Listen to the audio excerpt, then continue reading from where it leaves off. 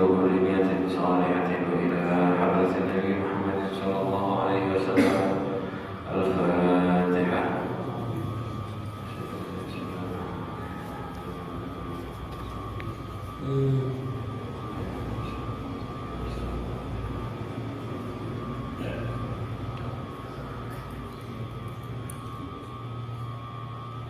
Bismillahirrahmanirrahim.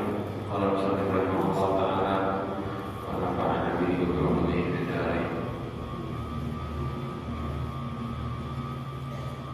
Al-hadi asyara anhu an-nabi sallallahu alaihi wasallam qala laqad ra'aytu rajulan yataqallabu fil jannati fi syajaratin qata'aha min dhahri at-tariqi kanat tubdil muslimin.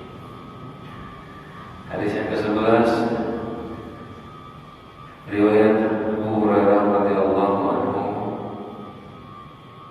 Rasulullah SAW bersabda, sungguh aku telah melihat seorang yataqallabu fil jannah, dia berkeliling di surga,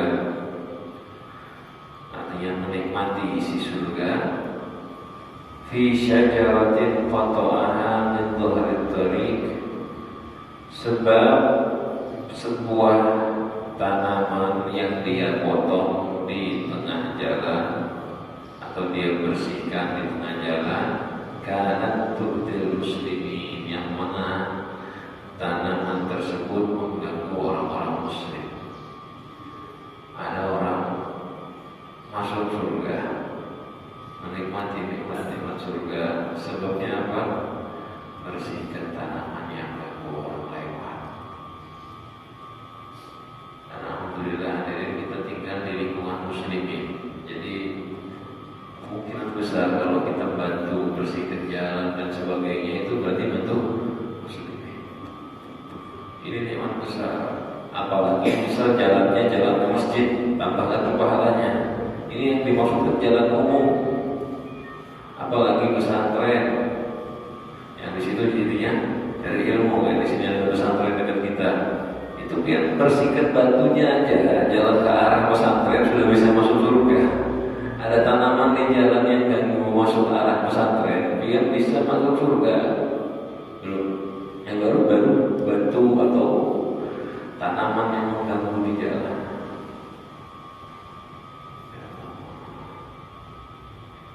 Tapi ini di hadis selanjutnya, ya, di hadis selanjutnya dijelaskan, bersihkan tanamannya, punya niat yang bagus.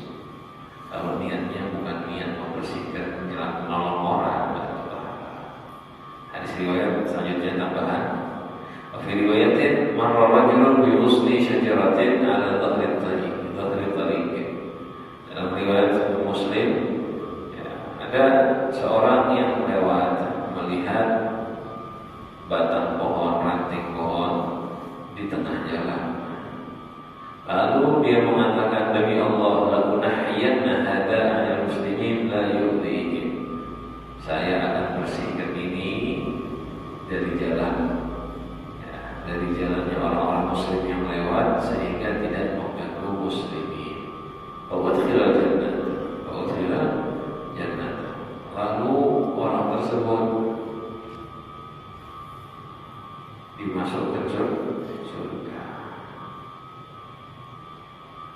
Di riwayat kedua sama kayak hadis pertama, cuma bedanya ketika dia melihat tanaman itu dia ada niat. Nah, ini penjelasan. Sebetulnya hadis pertama udah cukup karena udah pernah kita pelajari nama lebih niat. Cuma di hadis ini menjelaskan lagi bahwa orang tersebut membersihkan jalannya, niat yang murni untuk membantu orang muslim. Nah, kalau contoh, kalau misalnya ada yang jadi pekerjaan gimana? Kerjaannya bersihkan jalan. Nah, kalau dia dengan niatnya dapat duit, kerja saja, hanya uang yang dia dapatkan. Tetapi jika dia niatnya membantu muslimin, dapat pahala ini walaupun digaji dari pekerjaannya. Tergantung ya. Orang yang bekerja itu nggak selalu kehilangan pahala. Walaupun dia digaji, kalau dia niatnya bantu orang, dapat pahala juga.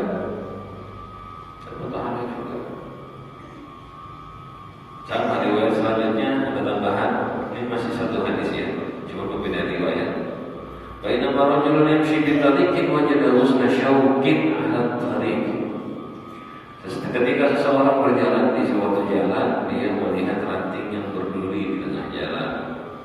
Fa akharahu, lalu dia pinggirkan.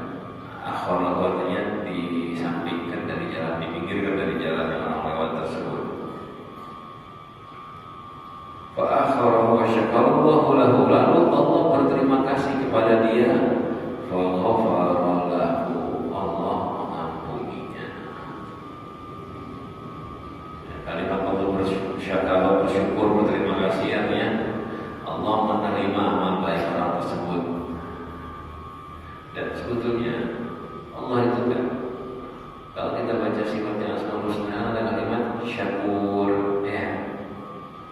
Allah itu bersyukur artinya menerima kebaikan orang-orang. Kalau kita hambanya bersyukur, Tuhan itu lebih berterima kasih dengan kebaikan. Bayangkan makhluk berbuat baik sama Tuhan. Tuhan berbuat baik sama makhluk, kita berterima kasih kan? Kan wajar itu sebetulnya karena kita di bawah. Gimana kalau ada makhluk berbuat baik seakan-akan ya, padahal kita berbuat baik kepada diri kita sendiri. Jadi Tuhan itu sebetulnya ya lebih berterima kasih daripada makhluknya. Coba gambaran ini, ada orang kaya ngasih orang miskin terima kasih tidak? Ada orang miskin ngasih orang kaya terima kasih tidak? Ada orang miskin bantu orang kaya terima kasih tidak? Lebih pantas berterima kasih kan? Ini yang membantu ya nggak bisa apa-apa. Nah begitu. Allah Subhanahu Wa Taala itu syukurnya Allah kepada kita, tidak melupakan kebaikan kita. Sekecil apapun, namanya mithqala dzarratin khairan yarah. Nanti di akhirat sekecil apapun kebaikan kita akan dibalas, akan melihat kita hasilnya. Jadi Allah itu selalu menerima kebaikan kita walaupun sekecil apapun. Jadi tadi di hadisnya kita ini cuma berbuat baik, menghilangkan ranting tanaman dari jalan, bisa diampuni dan masuk surga. Tidak.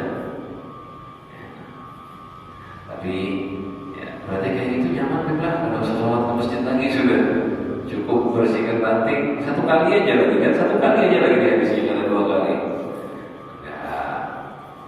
Artinya kayak gini ya, artinya Allah memberikan dia kesempatan beramal baik lalu masuk surga. Itu loh yang dimaksudkan ya, ini salah satu penafsirannya ulama ya. Katanya mau buang batu ranting, ini kan kiaskan ya, jangan hanya ranting aja, batu apapun juga dari jalan sama aja. Memikirkan batu diampuni sama Allah lalu dimasukkan surga. Kalau orang yang ada sholat kayak apa? Kalau orang yang ada sholat berarti tanda amalnya nggak diterima. Jadi setelah beramal baik begini, biasanya itu masuk surganya itu bukan langsung masuk surga, diberi taufik oleh Allah beramal dengan amal di surga, masuk surga. Itu loh prosesnya. Dan kiaskan hadirin, banyak amal-amal yang kayak begini, kayak kemarin yang sudah kita bahas. Ngasih minum anjing, ya kan? Ngasih minum anjing, orang tersebut diampuni oleh Allah Subhanahu Wa Taala, ya. Diampuni oleh Allah dalam riwayat ghafara lahu, riwayat Imam Bukhari, diampuni oleh Allah fa adkhalahul jannah, lalu dimasukkan surga. Jadi ada proses diampuni dari salahnya, ya, dimasukkan surga. Surga menjadi beri amal, dengan amal penduduk surga. Nah ini penafsiran yang paling bagus agar kita nggak sembarangan. Memang kalau ditanya bisa nggak sih orang habis bersihkan ranting di jalan aman langsung masuk surga? Ya bisa aja, tergantung Tuhan. Surga ini ya, ciptaan Allah, aturannya yang atur siapa? Allah. Ahli maksiat masuk surga ya mungkin bisa, aturannya Tuhan. Ini bukan sistem, bukan pemerintahan, ini kekuasaan mutlak, semutlak. Satu-satunya Allah yang berkuasa. Yang lain gak ada yang berkuasa, gak ada yang bisa ikut campur. Tapi Allah buat aturan ini, ya, Allah buat aturan. Orang yang berbuat baik maka untuk kebaikan buat dirinya. Kalau berbuat buruk, keburukan buat dirinya. Man amila shalihan falinafsihi wa man asaa fa 'alaiha. Jadi biasanya kalau Allah mau masukkan seorang hamba ke surga, kayak hadis ini, dimudahkan oleh Allah berbuat baik, lalu surga nanti tempat tujuannya. Jadi semangat ini sebetulnya, semangat. Kadang-kadang tuh ada orang dapat hidayah. Hidayah tuh gak dikira-kira. Jangan ada yang dapat hidayah karena dengan ceramah agama berubah jadi baik, kan ada. Tapi kadang-kadang hidayah tuh ada yang kita dapatkan karena kita melihat ada batang pohon di jalan, ada kulit buah di jalan yang licin berbahaya. Kita lihat, kita ambil, kita buang. Dapat hidayah kan jadi orang baik. Ada yang kayak gitu. Banyak loh orang-orang yang dapat hidayah karena kebaikan yang dia lakukan, bukan karena dapat nasihat. Ahli maksiat kadang-kadang, ahli maksiat melihat hewan kelaparan di pinggir jalan, kasihan, dikasih makan, berubah, diberi hidayah oleh Allah. Tiba-tiba ingin baik, taubat dia. Dan ini terjadi banyak. Dalilnya apa? Ini dalilnya bisa di sini. Ini dalilnya. Artinya dimasukkan surga, Allah membuat amalnya berubah. Sebelumnya amalnya memabukkan, maksiat, mengerjakan haram, neraka. Tapi tiba-tiba suatu saat dia membersihkan sebuah pohon yang ganggu orang lewat. Bersih. Allah kasih dia hidayah. Padahal ada hadir pengajian, karena dengar penceramah agama, diberi hidayah, ingin jadi baik. Nah, nanti prosesnya mau nggak mau setelah ingin jadi baik pasti belajar, karena nggak mungkin ada yang jadi baik tanpa belajar. Hidayah, ingin belajar, cari ilmu sedikit, amal taat. Ini yang seperti ini perlu kita sampaikan, kita ajak teman-teman yang kalau kepingin ngajak orang, nyadarkan seseorang. Salah satu caranya kan selain kita nasihatin, nasihat, nyuruh taat, nyuruh sholat dan seterusnya. Itu cara pertama. Ada lagi cara kedua, permudah dia untuk berbuat salah satu kebaikan dari yang kita baca ini. Entah itu tolong orang, bersihkan, menghilangkan gangguan dari orang. Dua aja tugasnya, membantu orang dan menghilangkan gangguan dari orang. Itu tugasnya. Dan membantunya itu bukan cuma uang, apapun bantuannya. Menghilangkan gangguannya walaupun kecil kayak tadi duri. Walaupun seperti yang pernah kita bahas, sampai cuma membalikkan sendalnya orangnya aja yang ke masjid. Itu jangan anggap remeh. Itu seperti itu, kadang-kadang dapat hidayah. Berapa banyak kisahnya ada seseorang jadi wali, jadi murid besarnya seorang wali, dan diangkat derajatnya jadi wali juga.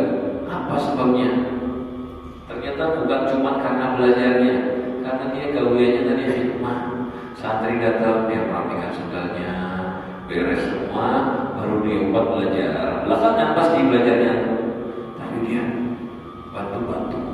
Masa bantu-bantunya diberi hidayah? Yang santri belajar sejam, dia setengah jam, karena dia masih aja bantu-bantu. Cuman ingat ya, tetap belajar. Itu setengah jamnya dia dikasih keberkahan oleh Allah Subhanahu Wa Taala kadang-kadang. Nah, itu perhatikan. Jadi membantu orang kepada orang itu istimewa, ya, pahalanya sangat besar dan membuat kita dapat hidayah besar dari Allah Subhanahu Wa Taala. Hadis selanjutnya, Atsani Asyar ke-12, anhu qala sama dari Sayyidina Abu Hurairah radhiyallahu anhu, Rasulullah SAW bersabda, Rasulullah SAW, man tawadda'a fa ahsana al-wudu'a thumma ata al-jum'ata fastama'a wa ansata ghufira lahu ma bainahu wa bainal jum'ati al-madiyati wa ziyadatu thalathati ayyamin wa man massal hasa faqad lahu arwah Muslim. Itu di cetakannya itu ada tambahan lah, ghufira lahu ma bainahu wa bainal jum'ati al-madiyati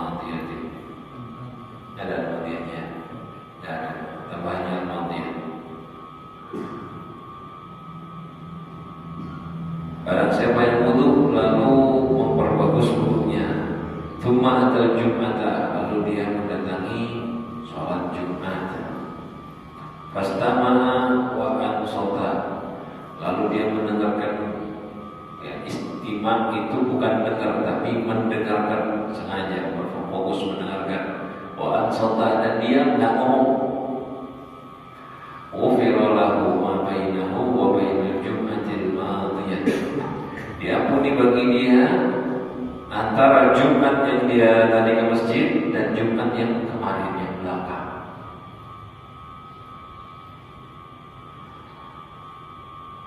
Jadi laki-laki sih ya, laki-laki. Karena perempuan normalnya kadang Jumat. Jadi ketika ada seseorang sholat Jumat, wudu dengan baik, Jumatan, dengarkan khutbah, dia nggak ngomong, dia puni antara Jumat itu wa bainal Jumatil madiyah, dan Jumat yang udah lewat, berarti dia puni 7 hari. Wa ziyadati 3 ayyamin, dan ditambah 3 hari, berarti jumlahnya 10 hari. Jadi kuotanya nambah 3 hari pengampunannya. Diampuni bagi dia dosa 10 hari. Asal jangan melakukan hal yang sia-sia pada Jumatan. Kalau melakukan hal sia-sia, pahala tersebut bisa hilang. Dan Rasul ngasih contoh apa yang sia-sia. Wa man massal hasa,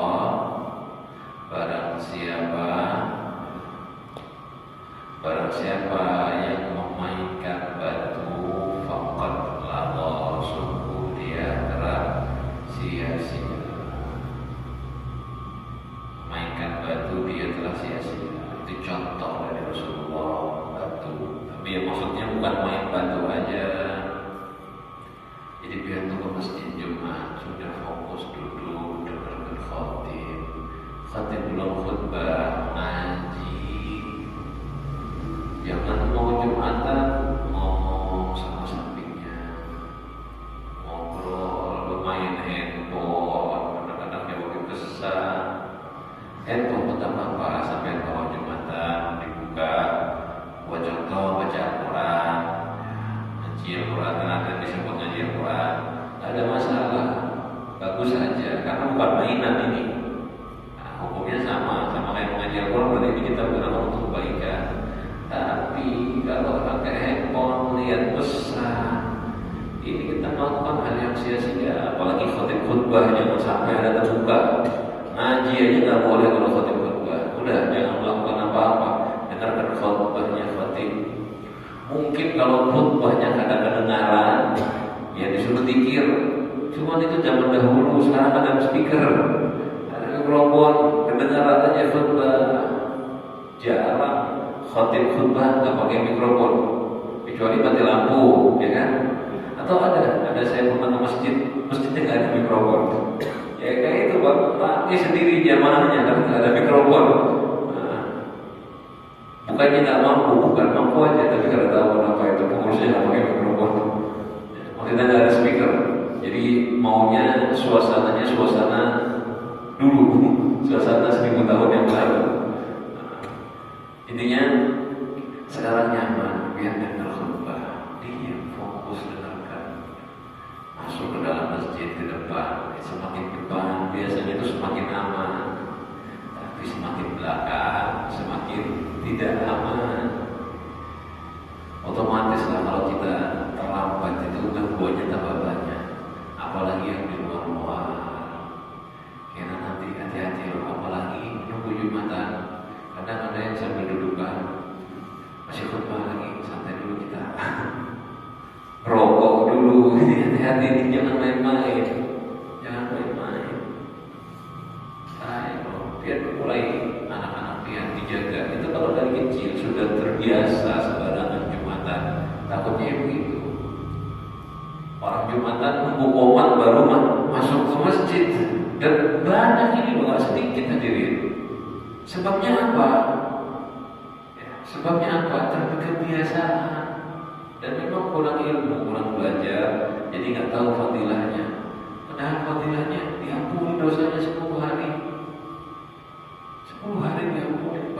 satu hari aja ibadah dan Jumat satu hari, bukan satu hari sebentar. Diampuni 10 kali lipat harinya Allah Subhanahu wa taala. Jangan mainan batu aja. Jangan begini nih. Allah ada batu disentil-sentil. Bukan niat membuang tapi niat bermain, hilang sudah pahala Jumatnya. Nah ini perlu perhatikan anak-anak yang kalau Jumatan bawa anak, yang penting anaknya sudah bisa diam. Jangan anak umur 5-6 tahun yang kadang-kadang berdiam diajak ganggu orang lain. Jangan kesian akhirnya orang terganggu kehidupannya. Bawa anak yang udah bisa mengerti, bawa ke masjid. Dan yang namanya biar mengajar anak tuh duduk sebelah dia. Ini loh adik, ini kurang sekarang, kurang benar ini. Kenapa orang tua bawa anak ke masjid, orang tuanya duduk khusyuk, anaknya jangan di belakang. Jangan yang kayak gitu. Tapi biar aja berkawan dia sama teman, berkawan gak apa-apa. Jangan pas waktunya orang khutbah, jangan waktunya sholat. Gak ada waktu lain apa anak main. Duduk samping kita. Kalau setiap orang tua anaknya duduk di sebelahnya, fokus di mata, terus itu khusyuk dan anak kita dari kecil terbiasa hadir Jumat itu mendengarkan omongan khotib. Jumat itu sholat duduk yang diam. Tapi dari kecil Jumatan pastilah dalam anak itu ada 20 orang yang suka main, 1 orang itu yang 24 main. Anak kecil itu begitu, cukup 1 aja yang nakal, yang lain ikut. Kalau 1 orang bawa 20 orang anak kecil, 1 suka mainlah mereka semua. Dari kecil udah kebiasaan main, akhirnya kan Jumat itu carinya mainnya.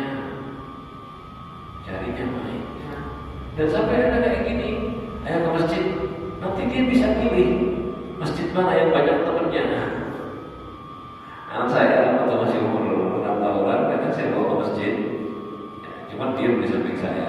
Kalau saya lagi ngajar buat khutbah, saya nggak jadi punya khutbah, saya bawa. Karena kalau saya khutbah, dia nanti ditinggal di bawah, takut nggak bisa nganter. Jadi setelah umur 6 tahun baru saya ajak. Kalau saya nggak khutbah sudah nganter ya. Apa kalau saya khutbah sudah nganter setelah umur 6 tahun ke atas. Sebelum itu, kalau saya tidak khutbah saya taruh di sebelah. Dia umur 5 tahunan, dia udah bangun ke sekolah. Dia bisa pergi saya. Saya suruh dia tetap, karena saya duduknya maju ke depan, walaupun nggak di tengah-tengah. Dia nganter. Tapi setelah sholat, namanya anak-anak kecil kan, dia kan sudah selesai sholat. Dia ngelihat temennya kasih nyapa. Nah itu yang dicari sama dia. Sholatnya kemana? Sholatnya ke situ aja, banyak teman. Ini saya pelajari. Berarti anak-anak ini ke masjid, ya dilihat temannya. Sampai ke masjid carinya yang banyak kawan. Dan dia lihat anak-anak dia. Coba ajak ke masjid, suruh ke masjid yang nggak ada kawannya, kurang semangat. Maunya ke masjid yang ada kawan. Ya nggak apa-apa kalau kayak tadi, yang penting mainnya habis sholat selesai orang salaman dia main nggak ada masalah. Yang jelek itu yang masalah itu khotib khutbah, mereka khutbah sholat, anak-anaknya khutbah sendiri rame, dosa yang dosa orang tuanya. Panitia itu serba salah. Kalau sudah khutbah nggak bisa menegur. Kan itu maqala li sahibah idza qulta li sahibika wal imamu yakhutub idza qulta li sahibika ansit wal imamu yakhutub faqad lahun. Kalau kita ngomong diam, ya ansit, ada yang ngartikan ansit. Kalau ngomong begitu ketika khatib khutbah dia sudah sia-sia. Kayak apa? Akhirnya prakteknya di masjid-masjid sekarang, kalau ada yang ramai, diam, yang tua-tua diam. Karena apa?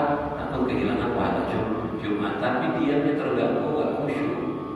Nah itu serba salahnya khatib begitu. Padahal boleh aja menegur, gak apa-apa. Gak kehilangan pahala Jumatan. Kalau ramai ya, kalau ramai mengganggu, datangi, diam. Gak hilang pahala Jumatan. Karena ini sesuatu darurat yang mengganggu jamaah, gak apa-apa. Kita itu kalau lagi di dalam sholat aja, boleh bergerak untuk kepentingan, boleh darurat. Yang penting jangan 3 gerakan langsung. Kalau memang gak ada gerakan, boleh 3 gerakan langsung. Misal darurat, kayak menyelamatkan orang jatuh, boleh sampai 3 gerakan. Intinya di dalam sholat aja ada keringanan untuk kepentingan, apalagi di luar sholat. Gimana begitu?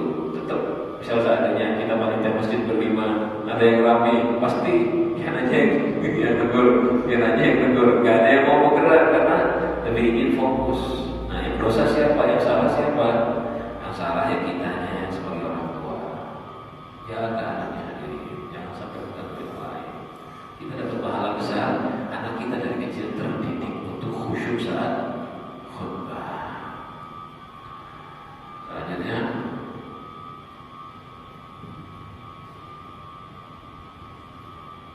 Al-Thalithah Asyarah, hadis yang ke-13.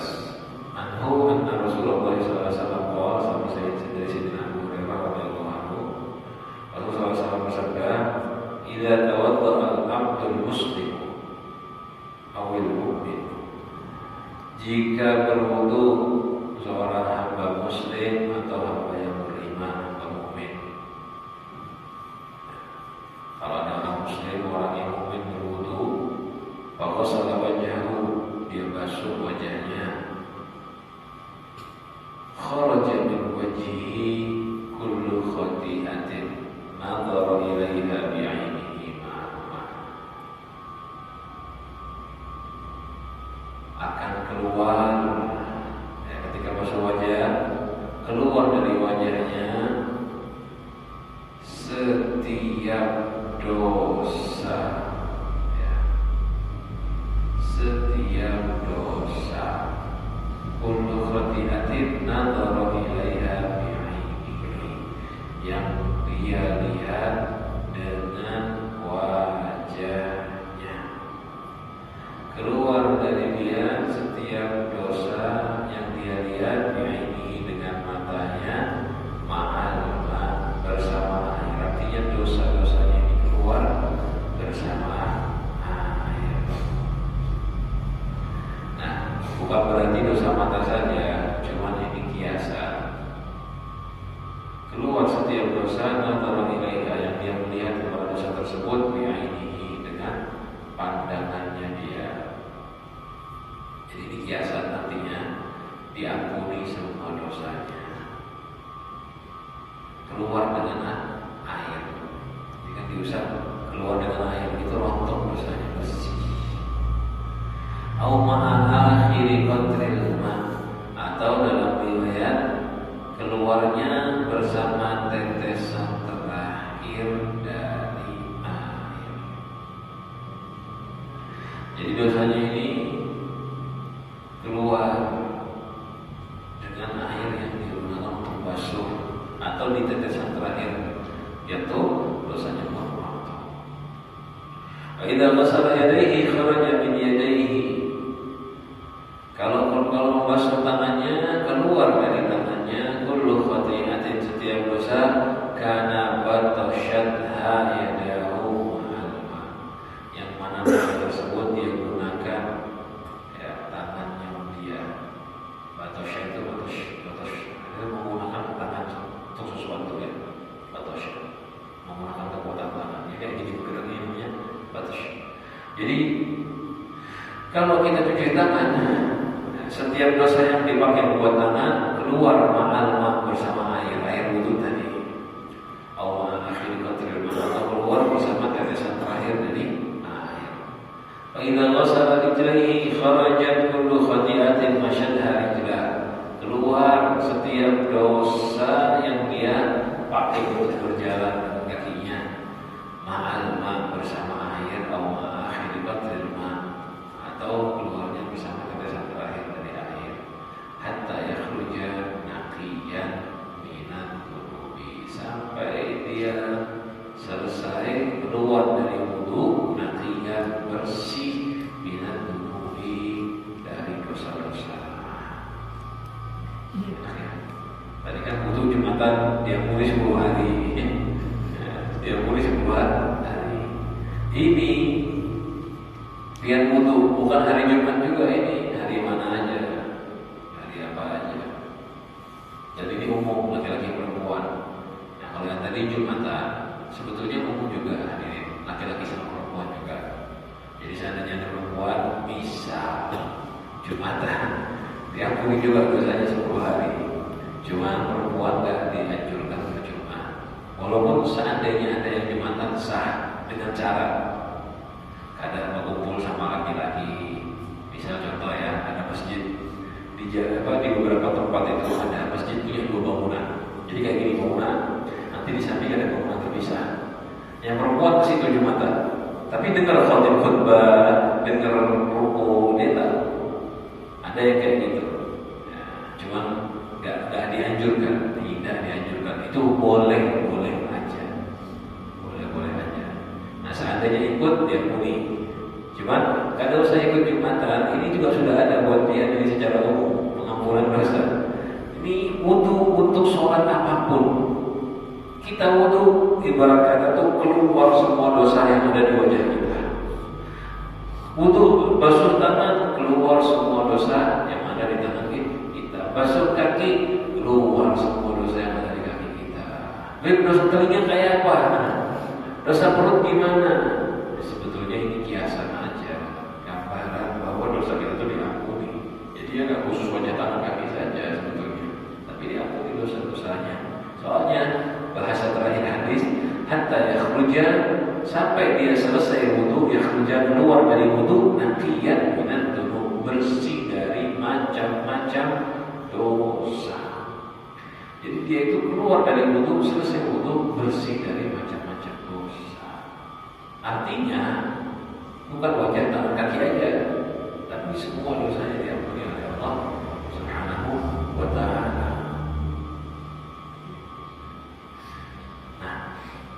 Itu fadilah berwudu. Satu lagi hadisnya menyempurna. Ar-Rabi' yang keempat, Ar-Rabi' Asyar yang ke-14, anhu an Rasulullah SAW. Sama dari Sayyidina Abu Hurairah dan Rasulullah SAW beliau bersabda, as-shalawatul khamsu, salat 5 waktu, wal jumu'atu ila jumu'ati, dan salat Jumat menuju Jumat yang lain. Wa Ramadan ila Ramadana, dan Ramadan menuju Ramadan yang lain, mukaffiratun lima bainahunna, itu sebagai pengampunan antara semuanya. Artinya sholat antara sholat pengampunan, Jumat antara Jumat pengampunan, Ramadan antara Ramadan pengampunan. Idza ijtunibatil kabair, jika dijauhi dosa-dosa besar. Jadi sholat 5 waktu, ini kan kita sholat subuh ya. Pengampun antara isya dan subuh. Nanti sholat zuhur, pengampunan antara subuh dan zuhur, dan seterusnya begitu.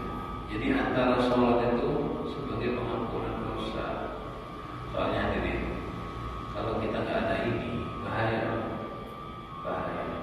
Kita biasanya kata-kata itu lagi, kata-kata bahas lagi banyak betul. Makanya Allah ini kasih sayang sama kita. Bayangkan ya, ini kayak kan diobrol pengampunan ya kan? Ayo ampun, diampun. Antara sholat tuh, antara sholat dan sholat diampuni. Nggak cukup itu. Ini kan sholat hitungannya per jam ya, antara setiap beberapa jam. Per minggu, antara Jumat dan Jumat diampuni. Jumat ini ke Jumat depan diampuni dosanya, Jumat depan ke depannya lagi diampuni dosanya. Dan gak cukup Jumat aja ternyata ada pengampunan tahunan. Jadi antara Ramadan dan Ramadan ini udah paling besarnya pengampunan.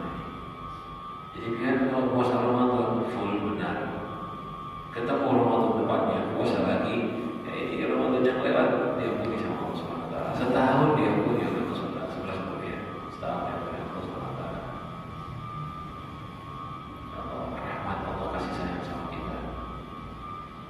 Tapi yang diampuni dosa kecil, yang diampuni dosa kecil. Soalnya, dan memang benar ya, banget. Kita ini satu hari yang terhitung dosa kecil itu banyak banget. Dosa itu banyak benar, banyak sekali. Kata itu dosa kita ini banyak betul. Kalau nggak ada kayak gini masuk neraka semua orang-orang. Banyak sekali dosa kita. Bohong segala macam udah Cuma yang diampuni dosa kecil. Dosa besar itu kan ada beberapa yang dimaksudkan dosa besar itu ya. Ada yang menafsirkan 7 dosa yang disebutkan oleh Rasulullah SAW. Istanibu sab'al mubiqat, jauhi 7 dosa besar. Syirik kepada Allah, durhaka kepada orang tua, lari dari peperangan,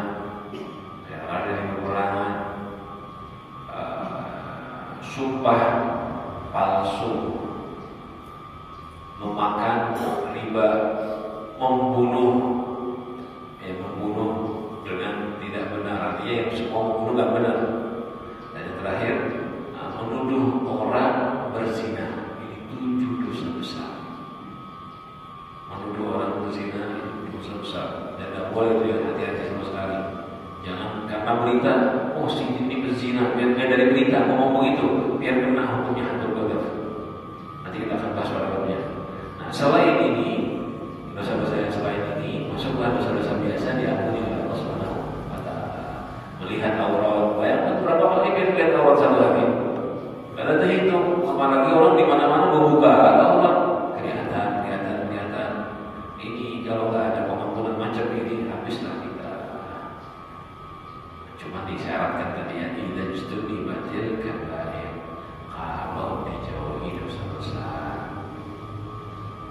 Nah ini di sini dalil oleh para ulama dijelaskan. Dalil yang pertama tadi bahwa Allah itu dengan mudahnya mengampuni dosa kecil. Dengan mudahnya mengampuni dosa kecil. Sholat 5 waktu aja udah cukup ya. Diampuni dosa-dosa kecilnya. Diampuni semua dosa kecilnya. Dan dalil biasanya kalau ada penyebutan diampuni dosanya kayak tadi 3 hadis sebelum ini ya. Hadisnya wudu, hadisnya sholat Jumat, dan hadisnya menghilangkan ranting dari jalan. Kan 3 hadis tadi kita bahas. Semuanya diampuni oleh Allah. Itu artinya diampuni dosa kecilnya. Dari sini dijelaskan. Ya, Al-Hafidz Al-Iraqi mengatakan dari hadis ini riwayat Muslim ini ulama mengambil dalil. Jadi kalau ada riwayat Allah mengampuni dosanya, yang dimaksudkan itu dosa kecil. Kalau dosa besar perlu tobat sungguh-sungguh. Karena dosa besar itu efeknya berat. Ya kita sebutkan tadi, efeknya dosa besar bukan main-main. Biasanya kebanyakan hubungannya dengan orang lain. Dari 7 tadi hubungannya dengan orang lain semula. Ya mungkin satu syirik. Kalau syirik udah nggak usah bertanya itu ya. Syirik. Yang kedua durhaka sama orang tua. Yang ketiga lari dari perang. Berarti kan meninggalkan kawan-kawannya di mangsa musuh. Yang keempat sumpah palsu. Bukan berbohong ya, sumpah palsu. Yang kelima memakan riba. Hubungannya sama orang juga. Tidak ada orang riba seorangan. Kalau yang lain nggak mungkin. Riba itu kita merugikan orang atau kita mau dirugikan orang. Yang keenam apa tadi?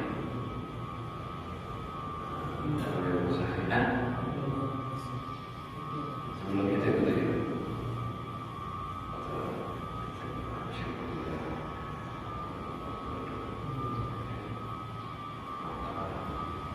Sekali lagi syirik kepada Allah, durhaka kepada orang tua, sumpah palsu, lari dari perang, makan harta riba, membunuh ya, membunuh paling berat ini, membunuh orang lain, qatlun nafs alladzi haramallahu illa bihaq, membunuh jiwa yang diharamkan oleh Allah. Kalau al-gunjo yang memang tugasnya kayak ada membunuh kan dihukum mati, itu al-gunjo yang membunuh itu nggak dosa karena dia menghukum, tapi ada aturannya ya, bukan sembarangan hukuman boleh. Dan yang terakhir yang ketujuh, menuduh orang lain berzina. Oh ini berzina, itu semuanya kebanyakan hubungannya dengan orang, dan ini nggak sembarangan, makanya nggak bisa diampuni dengan hal-hal kayak gini. Harus bertobat sungguh-sungguh. Dan biasanya tobatnya ada hukumannya ini. Yang tadi itu semuanya ada hukumannya. Ada caranya. Yang murtad harus syahadat. Ya. Semua ada acaranya. Nanti kita bahas itu pada bab masing-masing maksiat.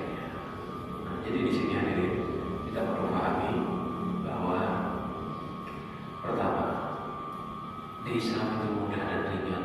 Segala amal baik sekecil apapun, walaupun tidak ada hubungannya dengan sholat dan yang lainnya, seperti bersihkan batu dari jalan, itu ada pahalanya dan diampuni oleh Allah dosa-dosa kecil kita. Cuma diingat, jangan sampai lalai, karena yang diampuni dosa-dosa kecil. Dosa itu diampuni, tapi jangan sampai kelewat batas. Walaupun kelewat batas, diampuni oleh Allah, tapi dengan taubat yang sungguh-sungguh. Jadi kalau kelewat batas dan taubat, tak ada itu namanya pengampunan dari Allah Subhanahu wa Ta'ala. Nah, ini bab kasih sayangnya Allah kepada kita dan macam-macam amal baik. Dan fadilahnya nggak ada yang sedikit. Butuh diampuni dosa, sholat diampuni dosa, puasa Ramadan